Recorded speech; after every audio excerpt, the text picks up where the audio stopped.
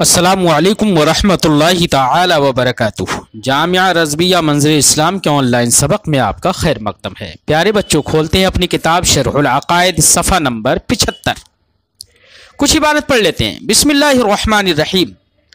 والقرآن کلام اللہ تعالی غیر مخلوق، وعقب القرآن بکلام اللہ تعالی لما ذکر المشائخ من انہ یقال القرآن کلام اللہ تعالی غیر مخلوق ولا يقال القرآن غیر مخلوق لئلا يسبق الى الفهم ان المؤلف من الاصوات والحروف قدیم كما ذهبت اليه الحنابلة جهلا او عنادا، واقام غیر المخلوق مقام غیر الحادث تنبیها على اتحادهما وقصدا الى جری الكلام على وفق الحديث، حيث قال عليه السلام القرآن كلام الله تعالى غير مخلوق، ومن قال إنه مخلوق فهو كافر بالله العظيم، وتنصيصا على محل الخلاف بالعبارة المشهورة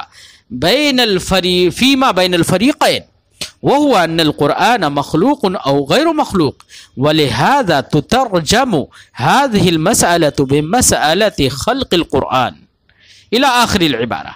پیارے بچوں، آج کے سبق میں صاحب کتاب اس بات کو پیش کر رہے ہیں، قرآن کلام اللہ کا کلام مخلوق ہے یا غیر مخلوق ہے۔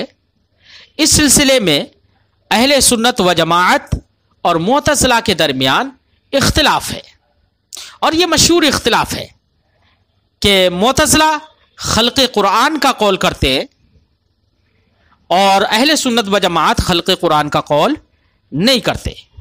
معتزلہ کہتے ہیں کہ قرآن مخلوق ہے، حادث ہے، اور اہل سنت و جماعت چاہے وہ اشاعرہ ہوں چاہے ماتریدیہ ہوں، وہ سب کے سب یہ کہتے ہیں کہ اللہ کا کلام جو قرآن ہے وہ غیر مخلوق ہے، غیر حادث ہے، وہ اللہ کی ذات کے ساتھ قائم ہے۔ یہ اختلاف ہے۔ ہم اس اختلاف کی تحقیق ابھی پیش کریں گے آگے۔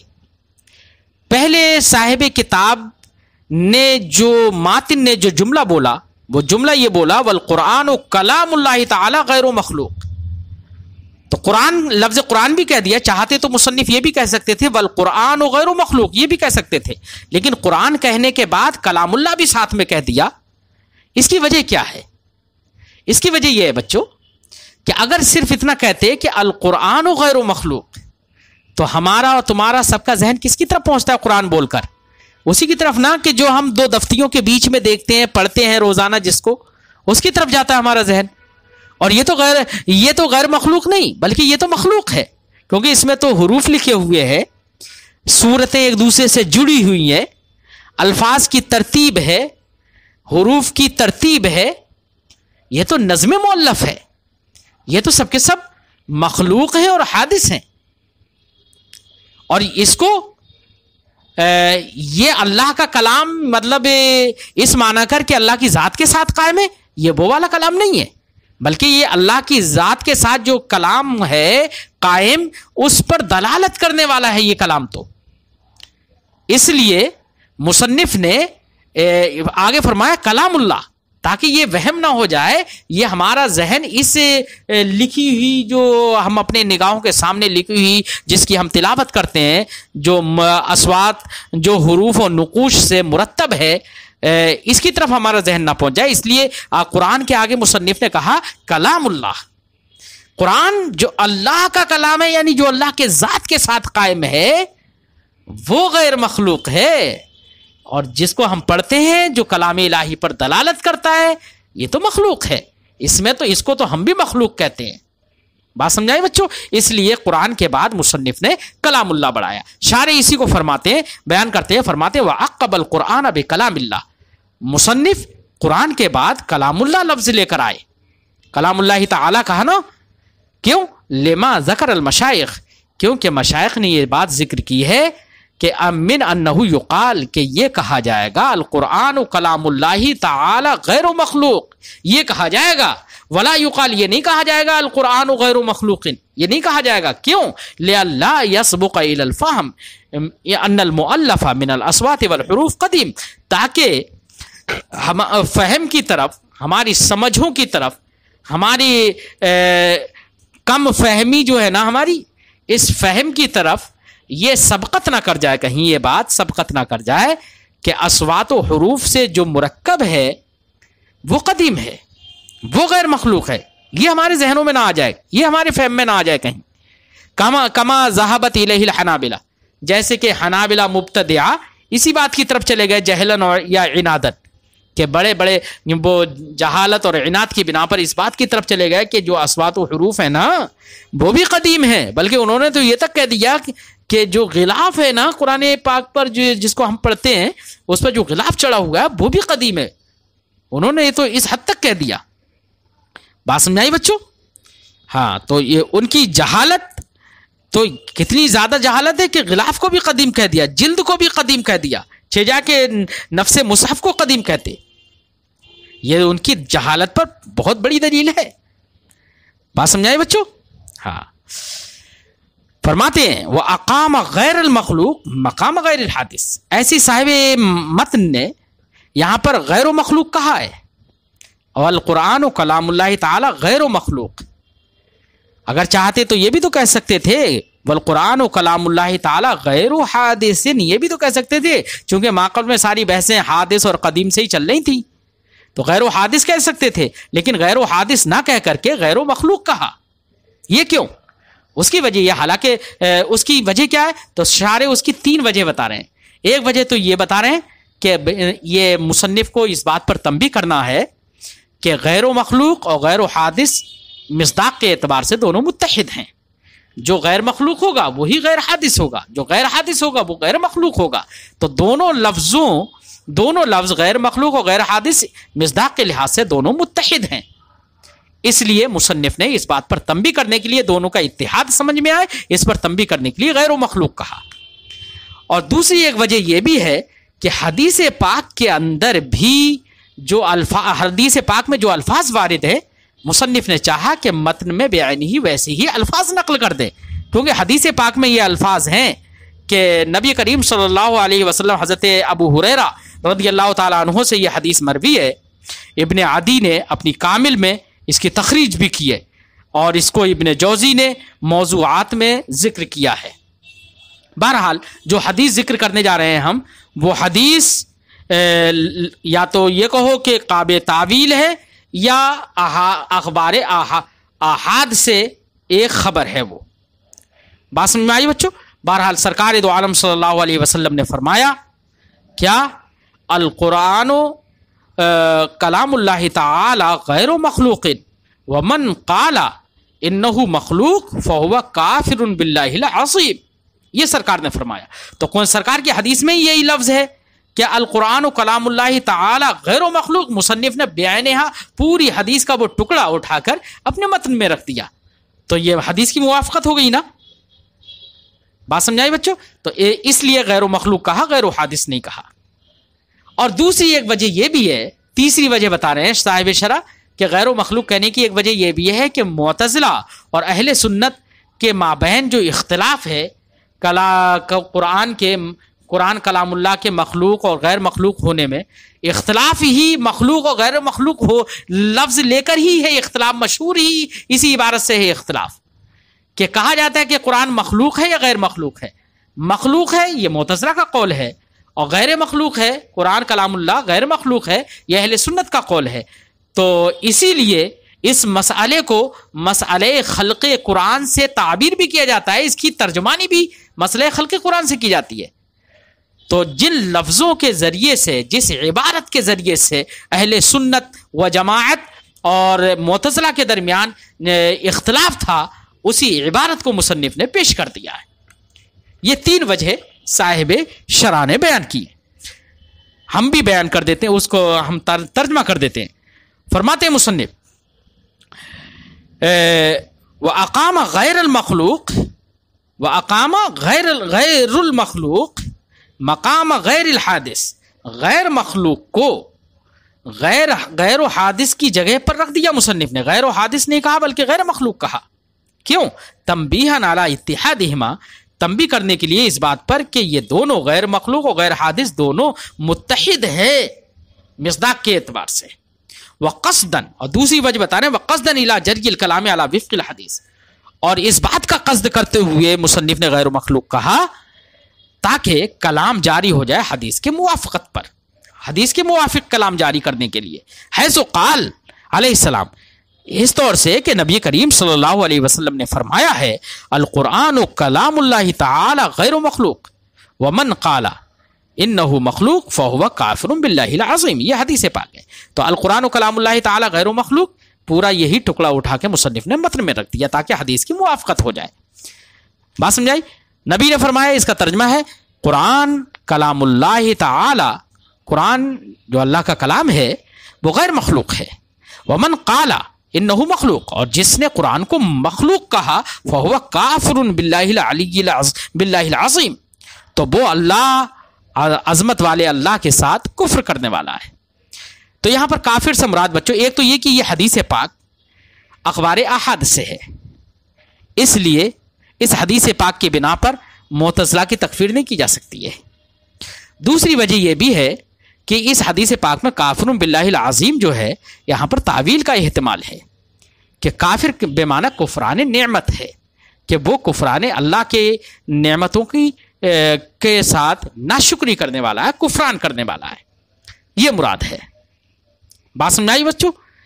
بہرحال اہل سنت و جماعت کے درمیان کلام لفظی کے حدوث میں کوئی اختلاف نہیں ہے. کلام لفظی حادث ہے، اور اللہ کا جو کلام ہے وہ کلام نفسی ہے جو اس کی ذات کے ساتھ قائم ہے، وہ ہمارے نزدیک غیر مخلوق ہے، وہ قدیم ہے. بات سمجھائی؟ اور تیسری وجہ بتا رہے ہیں صاحب شرح وَتَنْصِيصًا عَلَى مَحِلِّ الْخِلَافِ بِالْعِبَارَةِ الْمَشْهُورَةِ، اور مصنف نے غیر و مخلوق اس لیے بھی پیش کیا تاکہ محل خلاف پر نص ہو جائے اس عبارت کے ذریعے سے جو عبارت مشہور ہے فیما بین الفریقین، دونوں فریقین کے درمیان یعنی معتزلہ اور اہل سنت کے درمیان جو عبارت مشہور ہے اسی عبارت کے ذریعے سے نص ہو جائے. اور وہ عبارت ہے کیا؟ وہ عبارت یہ ہے ان القرآن مخلوق او غیر مخلوق، کہ قرآن مخلوق ہے یا غیر مخلوق ہے. تو اسی عبارت کو مصنف نے پیش کر دیا. ولہذا اسی وجہ سے، اسی عبارت سے چونکہ مشہور ہے یہ نزاع فریقین کے مابین، یہی عبارت سے مشہور ہے، اسی وجہ سے تترجم هذه المسئلہ، اس مسئلے کی ترجمانی بے مسئلۃ خلق القرآن، مسئلہ خلق قرآن سے کی جاتی ہے. بات سمجھائی؟ ہاں، تو یہ تین وجہ ہے غیر و مخلوق کہنے کی. بہرحال اہل سنت و جماعت اور معتزلہ کے درمیان اختلاف ہے کہ قرآن کلام اللہ یہ مخلوق ہے یا غیر مخلوق. تو ہم نے بتایا کہ اہل سنت و جماعت کے نزدیک قرآن جو کلام اللہ ہے وہ ہمارے اہل سنت کے نزدیک غیر مخلوق ہے، اور معتزلہ کے نزدیک وہ مخلوق ہے. لیکن ہم آپ کو ایک بات بتا دیں کہ یہ نزاع اہل سنت اور معتزلہ کے مابین یہ نزاع لفظی ہے، نزاع حقیقی نہیں ہے، کیونکہ محل اختلاف ایک نہیں ہے. اس کی وجہ کیا ہے؟ اس کی وجہ یہ ہے کہ بچوں اہل سنت و جماعت کلام دو طرح سے مانتے ہیں. ایک کلام نفسی مانتے ہیں، کلام نفسی کا اثبات کرتے ہیں، اور ایک کلام لفظی مانتے ہیں. اہل سنت کلام لفظی کو حادث مانتے ہیں جیسے کہ معتزلہ حادث کہتے ہیں، اور کلام نفسی جو اللہ تعالیٰ کی ذات کے ساتھ قائم ہے اس کو قدیم مانتے ہیں، کیونکہ وہ حادث نہیں ہو سکتا، ورنہ تو اللہ تعالیٰ کا محل حوادث ہونا لازم آ جائے گا جو کہ محال ہے. تو کلام نفسی کا اثبات کرتے ہیں اہل سنت و جماعت، اس لیے کلام اللہ کے کلام کو وہ قدیم کہتے ہیں. اس کے برخلاف معتزلہ وہ کلام نفسی کا اثبات ہی نہیں کرتے بلکہ کلام نفسی کی نفی کرتے ہیں. وہ کیا کہتے ہیں؟ کلام نفسی کی نفی کرتے ہیں، بلکہ وہ صرف اور صرف جو اصوات و حروف سے مرکب ہے، جو حروف جن سے حروف سے جو مرکب ہے کلام، جس کو ہم پڑھتے ہیں، جو نقوش ہیں جن میں صورتیں لکھی ہوئی ہیں، جو مصاحف قرآن سبعہ میں محفوظ و مکتوب اور منقول ہیں، اسی کو وہ قرآن کہتے ہیں. اور یہ تو قرآن لفظی ہے نا، تو وہ صرف قرآن لفظی کا اس بات کرتے ہیں، قرآن نفسی کا اس بات، کلام نفسی کا اس بات ہی نہیں کرتے۔ جب کلام نفسی کا اس بات ہی نہیں کرتے تو کلام لفظی ہی کا صرف اس بات کرتے ہیں، اور کلام لفظی تو حادث ہے، ہمارے نزدیک بھی حادث ہے اور ان کے نزدیک بھی حادث ہے۔ اس لیے یہ نزاع حقیقی نہیں ہے۔ کیوں؟ اس لیے کہ اگر جس کو وہ حادث کہتے ہیں اس کو تو ہم بھی حادث کہتے ہیں کلام لفظی کو، اور اگر وہ کلام نفسی مان لیں، وہ کلام نفسی کا اس بات کر لیں، تو ایسی صورت میں وہ بھی اللہ تعالیٰ کی ذات کے ساتھ قائم مانیں گے کلام نفسی کو، اور جب اللہ تعالیٰ کی ذات کے ساتھ قائم مانیں گے تو وہ بھی اس کو حادث نہیں مانیں گے، وہ بھی اس کو قدیم کہیں گے۔ تو صرف اختلاف جو ہے کلام نفسی کے اس بات اور نفی میں ہے۔ اگر اہل سنت کی طرح معتزلہ بھی کلام نفسی ثابت مان لیں تو وہ بھی اس کو حادث نہیں کہیں گے۔ اس لیے اہل سنت و جماعت اور معتزلہ کے مابین یہ اختلاف لفظی ہے، یہ نزاع حقیقی نہیں ہے۔ اسی کو تحقیق کے طور پر صاحب شرح پیش کرتے ہیں، فرماتے ہیں وَتَحْقِيقُ الْخِلَافِ بَيْنَنَا وَبَيْنَهُمْ، ہمارے اور معتزلہ کے درمیان اختلاف کی تحقیق یہ ہے، یرجع الی اثبات الکلام النفسی و نفیہ، تحقیق راجع ہوتی ہے کلام نفسی کے اثبات اور اس کی نفی کی طرف، کہ ہم کلام نفسی کو ثابت مانتے ہیں اور معتزلہ کلام نفسی کو ثابت نہیں مانتے ہیں۔ وَإِلَّا، ورنہ فَنَحْنُ لَا نَقُولُ، ورنہ تو اگر ہم کلام نفسی سے قطع نظر کرتے ہوئے دیکھیں، صرف کلام لفظی کو دیکھیں، لا نقول، ہم نہیں کہیں گے بقدم الالفاظ والحروف، الفاظ و حروف کے قدم کا ہم قول نہیں کریں گے۔ وہم لا یقولون، ایسے ہی کلام لفظی سے قطع نظر کر کے اگر وہ کلام نفسی کو ثابت کرے، کون؟ معتزلہ، تو وہ بھی کلام نفسی کو اللہ تعالیٰ کی ذات کے ساتھ قائم مانیں گے پھر، اور کلام نفسی کو ذات کے ساتھ قائم مانیں گے تو وہ اس کے حدوث کے قائل نہیں ہوں گے۔ تو یہ اختلاف کہاں رہ گیا؟ وَهُمْ لَا يَقُولُونَ بِحُدُوثِ الْكَلَامِ النَّفْسِ، اور اگر وہ کلام نفسی کو ثابت مانے تو کلام نفسی کے حدوث کے وہ بھی قائل نہیں ہوں گے۔ بہرحال اختلاف صرف کلام نفسی کے اس بات اور نفی میں ہے۔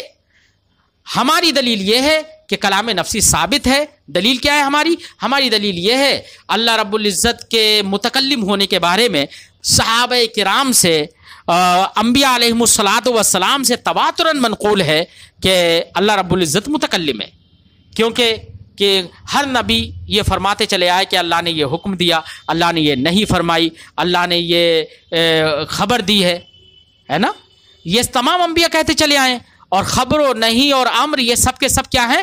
کلام کے اقسام ہیں۔ جب یہ کلام ہے تو اللہ رب العزت متکلم ہوگا نا۔ قرآن نے فرمایا کلم اللہ موسیٰ تکلیما، اللہ نے خوب موسیٰ سے بات چیت کی، خوب بات کی، تو اللہ نے کلام کیا نا، تو متکلم تو اللہ رب العزت بغیر کلام کے ہوگا نہیں، اور کلام متکلم وہی ہوتا ہے جس کے ساتھ صفت کلام قائم ہو۔ اس لیے ہم کہتے ہیں کہ کلام اللہ رب العزت کی صفت ہے، اس کی ذات کے ساتھ قائم ہے، قدیم ہے، اس لیے اللہ رب العزت کلام قدیم سے متکلم ہے۔ ہم یہ کہتے ہیں، ہماری یہی دلیل ہے۔ اور چونکہ اللہ کا کلام لفظی تو ہو ہی نہیں سکتا، کیونکہ کلام لفظی ہے حادث، اور وہ اللہ تعالیٰ کی ذات کے ساتھ قائم نہیں ہو سکتا، اور متکلم وہی ہوتا ہے جس کے ساتھ کلام قائم ہو، اور اللہ تعالیٰ متکلم ہے، اس میں کوئی شبہ نہیں ہے۔ تو اللہ رب العزت کے لیے کلام لفظی نہیں ہو سکتا، کیوں؟ اس لیے کہ کلام لفظی ہے حادث، اللہ رب العزت کا محل حوادث ہونا لازم آئے گا۔ اس لیے ہم کہتے ہیں کہ کلام نفسی ثابت ہے۔ اللہ رب العزت کے لیے اگر کلام نفسی ثابت نہیں ہوگا تو اللہ تعالیٰ متکلم نہیں ہوگا، کیونکہ متکلم وہی ہوتا ہے جس کے ساتھ کلام قائم ہو۔ ہماری یہی دلیل ہے کلام نفسی کے اس بات پر۔ صاحب شرح فرماتے ہیں ودلیل ہونا، ہماری دلیل یہ وہی ہے ما مرہ جو اس سے پہلے گزر چکی ہے۔ کیا ہے وہ؟ انہ ثبت بالاجماع، کہ بالاجماع ثابت ہے، وتواتر النقل عن الانبیاء، اور انبیاء علیہم الصلاۃ والسلام سے نقل متواترن ثابت ہے۔ کیا؟ کس بات کی نقل؟ انہ متکلم، کہ اللہ رب العزت متکلم ہے۔ اور اللہ کے متکلم ہونے کا معنی کیا ہے؟ فرماتے ولا معنی لہ سوا انہ متصم بالکلام، اللہ کے متکلم ہونے کا معنی نہیں ہے سوائے اس کے کہ اللہ رب العزت متکلم بھی متصف بالکلام ہے، کیونکہ اس کے متکلم ہونے کا مطلب یہ ہے کہ وہ متصف بالکلام ہے، اس کے سوا اور کوئی معنی نہیں ہے۔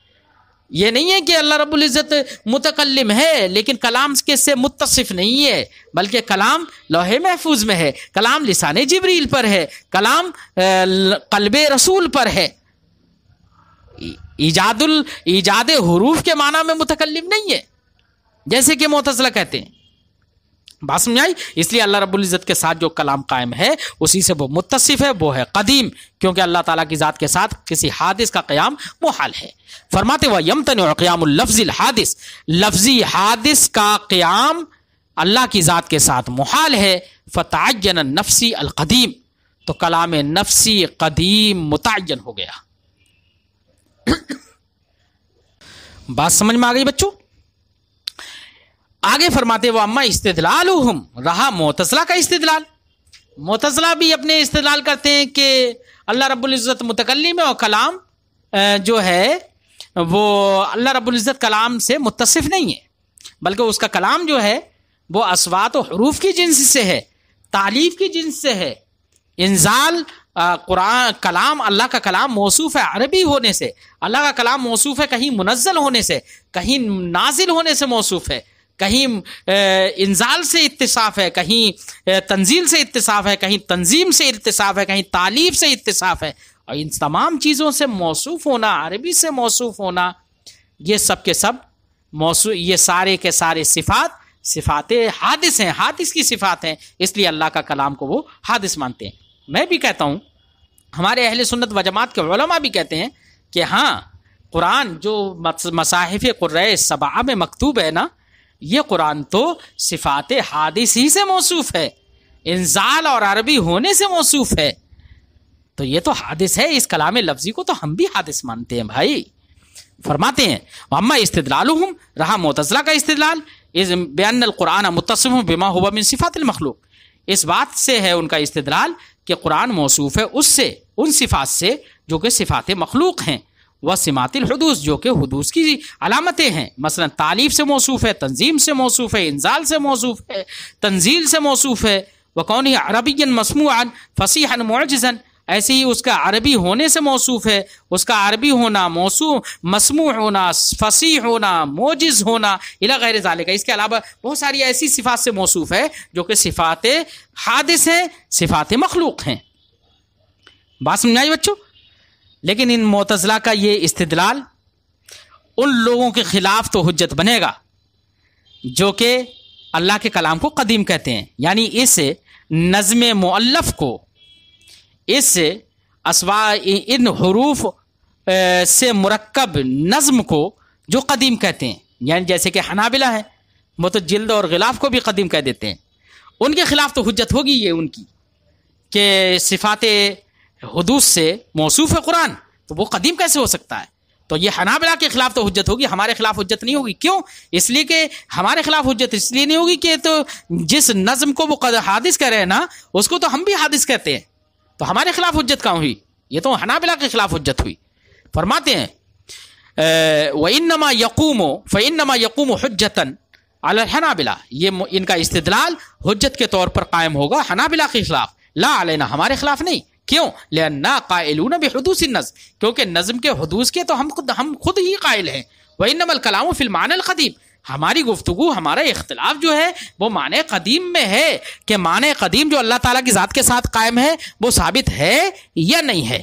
والمعتزلہ لم يمكنهم انکار. ہاں اگلے صاحب شرح فرماتے ہیں کہ دیکھیے معتزلہ اللہ کو متکلم تو مانتے ہیں، قرآن میں بھی کہا کلم اللہ موسیٰ تکلیما، اللہ کے لیے کلام ہونے کا ثبوت تو قرآن میں بھی ہے، اس لیے اللہ کو متکلم تو وہ مانتی ہیں، متکلم ہونے کا تو انکار کر ہی نہیں سکتے.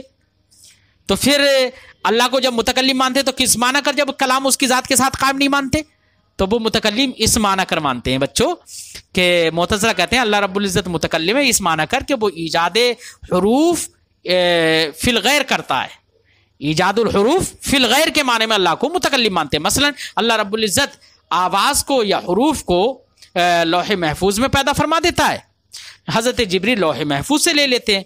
اور معتزلہ کا ایک گروہ یہ کہتا ہے کہ اللہ رب العزت ایک آواز پیدا فرما دیتا ہے، حضرت جبریل اس آواز کو سنتے ہیں اور لے کر نازل ہو جاتے ہیں. بات سمجھائی بچوں؟ تو ایجاد الحروف فی الغیر کے معنی میں اللہ کو متکلم مانتے ہیں، تو متکلم ہونے سے تو انکار کر نہیں سکتے کیونکہ قرآن میں موجود ہے اللہ کا کلام فرمانا ہے. اس لیے متکلم ہونے کا انکار نہیں کر سکتے، لیکن متکلم ہونے کا معنی انہوں نے یہ کہہ دیا کہ اللہ رب العزت متکلم ہے، اس معنی کر کے وہ ایجاد الحروف فی الغیر کرتا ہے، یعنی لوح محفوظ میں کرتا ہے، یا قلب رسول پر ہی حروف کی ایجاد کر دیتا ہے، یا لسان جبریل پر، ہے نا۔ اور معتزلہ کا یہ گروہ کیا کہتا ہے کہ اللہ رب العزت ایک آواز پیدا کر دیتا ہے، اس آواز کو حضرت جبریل سنتے ہیں اور وہ اسی کو لے کر نبی تک آ جاتے ہیں۔ بات سمجھ میں آئی بچوں؟ اس لیے وہ مطلقاً انکار تو نہیں کر سکتے، لیکن انہوں نے یہ تعویل کر دی۔ فرماتے ہیں والمعتزلہ لما لم يمكنهم انکار کونہ تعالی متکلما، معتزلہ کو جب اللہ کے متکلم ہونے کا انکار معتزلہ نہ کر سکے، ذهبوا، تو وہ اس بات کی طرف چلے گئے الی انہ تعالی متکلم، کہ اللہ رب العزت متکلم ہے، بے معنی ایجاد الاصوات والحروف فی محلھا، کہ وہ ایجاد حروف، ایجاد اصوات اور یعنی آوازوں اور حروف کا ایجاد فرماتا ہے ان کی جگہوں میں۔ جگہوں سے مراد وہی یعنی لوح محفوظ یا لسان جبریل یا قلب رسول، اور ایجاد اشکال الکتابہ، یا اشکال کتابت کی ایجاد فرما دیتا ہے فی اللوح المحفوظ، لوح محفوظ میں، وَإِن لَمْ يُقْرَأ، اگرچہ اس کو نہ پڑھا جائے، علی اختلاف بینہم، جیسے کہ اس اختلاف کی بنا پر جس کو جو اختلاف معتزلہ کے درمیان ہی خود ہے، کیونکہ معتزلہ کے درمیان اختلاف یہ ہے کہ حضرت جبریل علیہ الصلوۃ والسلام اللہ کے کلام کو لاتے کیسے ہیں۔ تو اس سلسلے میں کچھ معتزلہ اس بات کی طرف گئے ہیں کہ اللہ رب العزت ایک آواز کو پیدا فرما دیتا ہے جس کو حضرت جبریل علیہ السلام سنتے ہیں اور اس کو لے کر نازل ہو جاتے ہیں، اور کچھ اس بات کی طرف گئے ہیں کہ حضرت جبریل علیہ الصلوۃ والسلام ان نقوش کی طرف دیکھتے ہیں جو لوح محفوظ میں مکتوب ہیں، اور ان کو دیکھنے کے بعد ان کو لے کر حضرت نبی کریم صلی اللہ علیہ وسلم کی بارگاہ میں لے کر نازل ہو جاتے ہیں۔ بہرحال وانت خبیر، صاحب شرح فرماتے دیکھو ایجاد الحروف فی الغیر کے معنی میں اللہ کو متکلم مان لیا ہے نا۔ کہہ رہے ہیں کہ اے پڑھنے والے، تو بھی بڑا سمجھدار ہے، تو بھی اپنے دماغ سے سوچ لے کہ متحرک وہ ہوتا ہے جس کے ساتھ حرکت قائم ہو، متحرک وہ نہیں ہوتا ہے جو کہ دوسرے کو ہلا دے۔ ارے آپ ایک بچے کو جھولے پہ بٹھاؤ تو آپ نے جھولا دے دیا، تو متحرک کون ہوگا؟ جس کے ساتھ حرکت قائم ہو، یعنی بچہ متحرک ہوگا جس کو حرکت دی گئی ہے، جس کے ساتھ حرکت قائم ہے۔ آپ تو اپنی جگہ پر، آپ نے تو ایجاد حرکت تو کر دیا، آپ تو اپنی جگہ پہ کھڑے ہیں، آپ تو بالکل متحرک نہیں ہے۔ تو ایجاد الحروف فی الغیر کے معنی میں اللہ متکلم ہے، یہ تو بڑی ناسمجھی والی بات ہے نا۔ تو مثال دے کر بتا رہے ہیں صاحب شرح کہ وانت خبیر، آپ جانتے ہیں بان المتحرک من قامت به الحرکہ، متحرک وہ ہے جس کے ساتھ حرکت قائم ہو، لا من اوجدها، وہ نہیں ہوتا ہے متحرک جو ایجاد حرکت کرے۔ اور اگر تھوڑی دیر کے لیے ہم معتزلہ کی بات مان لیتے ہیں کہ ایجاد کرنے والا متصف ہو جاتا ہے، تھوڑی دیر کے لیے مان لیتے ہیں علی سبیل الفرض، تو تھوڑی دیر کے لیے جب مانتے ہیں تو ہم چلیے ایجاد تھوڑی دیر کی، مطلب بات تو بالکل غلط ہی ہے، لیکن تھوڑی دیر کے لیے مان لیتے ہیں۔ تو مجھے ایک بات بتاؤ، کائنات میں کون سی ایسی چیز ہے جو اللہ نے ایجاد نہیں کی ہے؟ اور ہر ایجاد کرنے والا آپ کے نزدیک موجد ایجاد کرنے والا ہی متصف ہو جائے گا اس سے آپ کے بقول، چونکہ ایجاد حروف کرنے والا متکلم ہے، ایجاد کلام کرنے والا متکلم ہے آپ کے نزدیک۔ تو اب تمام تر اعراض، اللہ سفیدی کو اللہ نے پیدا کیا، سیاہی کو اللہ نے پیدا کیا، ہرے پن کو اللہ نے پیدا کیا، لال پن کو اللہ نے پیدا کیا، سارے اوصاف جتنے ہیں، خوبصورتی، بدصورتی اور یہ وہ سارے اعراض، ساری صفات کو اللہ نے پیدا کیا ہے نا۔ جب ایجاد کرنے والا اللہ ہے تو آپ کے بقول اللہ رب العزت متصف ہوگا معاذ اللہ، تو لازم آئے گا اللہ رب العزت جب متصف بالصفات ہے، چونکہ وہ ایجاد صفات کرے گا، ایجاد صفات اس نے کیا تو وہ متصف بالصفات، اور جو متصف بالصفات ہوگا وہ اسود ہوگا، تو معاذ اللہ لازم آئے گا اللہ تعالیٰ اسود ہو، اللہ تعالیٰ ابیض ہو، اللہ تعالیٰ احمر ہو، اللہ تعالیٰ اصفر ہو، اللہ تعالیٰ اخضر ہو، یعنی ہرا ہو، پیلا ہو، لال ہو، سیاہ ہو، سفید ہو، یہ سب لازم آ جائے گا۔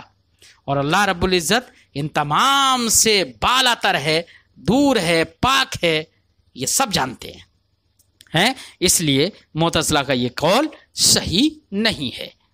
فرماتے ہیں وَإِلَّا، ورنہ یعنی اگر تھوڑی دیر کے لیے مان لیں کہ ایجاد کرنے والا ہی متصف ہوتا ہے تو فرماتے ہیں یصح اتصاف الباری بالاعراض، اللہ رب العزت کا اعراض مخلوقہ سے متصف ہونا لازم آئے گا۔ واللہ تعالی عن ذلک علوا کبیرا، اور اللہ رب العزت اس سے کہیں دور ہے، کہیں برتر ہے۔ آج کی گفتگو بچوں ہم یہیں پر ختم کرتے ہیں۔ پھر معتزلہ کی ایک مضبوط دلیل وہ من اقوی شبہ المعتزلہ سے